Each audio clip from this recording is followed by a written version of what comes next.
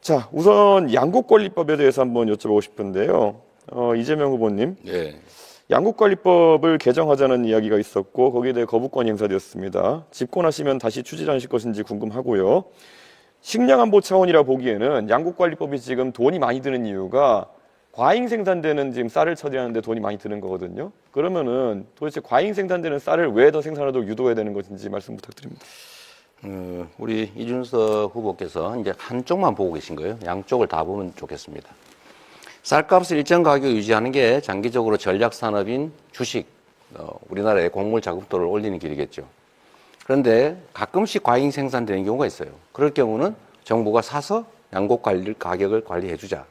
대신에 여기 추가로 경작 면적을 조정하기 위해서 대체작물 지원 제도를 도입하자. 이 두 가지를 동시에 도입하면 정부가 쌀 사지 않기 위해서 대체작물 지원을 예측해서 충분히 알겠습니다. 하면 관리가 가능하죠. 결국 3조 원씩 더 쓰겠다는 말을 그냥 저렇게 돌려가지고 핑계를 대고 계시다 이렇게 보면 될 것 같습니다. 안 쓰려고 대체작물 제도를 도입한다니까요. 이재명 후보님께서 스테이블 코인 이런 얘기도 하셨어요. 그런데 스테이블 코인 얘기하시면서 사실 어떤 방식인지 뭐 담보형이라고 하셨는데 담보형 코인들 중에서도 제가 알기로는 미국 달러화를 기반으로 한 담보형 코인 외에 실제로 스테이블 코인이 사용되는 경우가 거의 없습니다.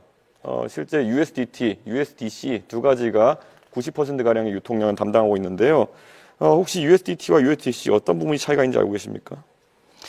첫째로 곡물 쌀값 관리에 3조 원이 든다. USDC 질문입니다. 잠깐만 계세요. 저 대답은 우리가 토론입니다. 자율적으로 하는 것이죠. 그거는 무조건 토론입니다. 예. 그렇더라도 답을 들어보고 가세요. 얘기하고 다음에 할 거니까. 시간 낭비하시려고 하는 자, 거죠. 3조 원을 쓴다는 얘기는 사실이 아니다.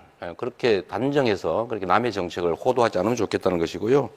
두 번째로 원화 기반의 코인을 만든다라고 하는 것은 담보를 그 액수만큼 넣어놓고 거기에 맞게 코인을 발행하게 허용을 하겠다 알겠습니다. 이겁니다. 알겠습니다. 그러면은 안정성이 있죠. 예. 그래서 결국에는 지급 준비를 얼마로 하겠다는지 이런 것들을 뭐 여쭤볼 수 있겠는데요. 1대1로 한다고요. 1대1이면은 그게 동작 가능한지 궁금하고요. 자, USDT, USDC 차이는 USDC 같은 경우에는 주체가 계좌 동결 등을 할 수 있기 때문에 훨씬 관리가 엄격합니다. 그런데 이번에 민주당이 추진하는 스테이블 코인 같은 경우에는 이런 자금의 불법적 유통이나 이런 것을 막기 위해서 어떤 장치를 할 것인지 이런 것도 궁금하고요.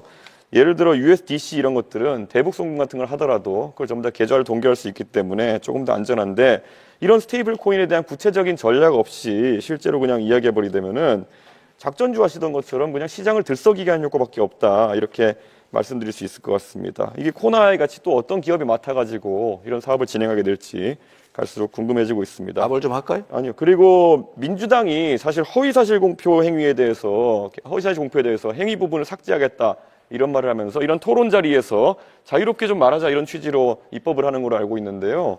오늘 당장 아까 자랑스럽게 뭐 김용태 의원 얘기를 하시던데 김용태 의원이 이재명 후보 말씀하신 내용에 대해서는 부연해서 얘기하는데 그걸 왜곡이라 하시면서 바로 고발해 버리시는 취지는 뭡니까? 공직선거법 나는 고발하면 안 되고 김용태는 해도 된다 이런 겁니까? 이것도 역시 하나만 알고 계셔서 그런 거예요. 낙선 목적 뭐 이런 거 하시려는 거죠? 우리가 얘기하는 것은 자신의 당선을 위해서 행위에 대해서 뭐 종교, 경력, 학력 이런 거 다 놔두고 과거에 있었던 어떤 행위에 대한 발언이 잘못되면 그걸 처벌하는 거 이거는 전 세계에 찾기 어려운 제도다. 이렇게 악용이 되지 않습니까? 그러니까 낙선 목적으로 타인에 대해서 허위 사실을 막 공표하는 건 처벌해야죠. 자기가 어떤 일, 옛날에 어떤 일, 친구하고 어떤 일이 있었는데 이런 얘기가 처벌하면 되겠습니까? 예. 그렇게 악용하면 안 된다. 그 얘기예요. 예, 어쨌든 뭐 AI 투자에 대해서도 계속 100조 말씀하셨는데요. 대충 그럼 100조라는 큰 돈을 국민들한테 제시하셨으면은 얼마를 어디에 넣겠다 정도 개괄이 있을 것 같은데 분야 한번 세 가지로 나눠보시겠습니까? 세 가지로 나눌 이유는 없는 것 같고요. 나눠서 얘기해 일단은 주시죠. 내 얘기를 들어보십시오.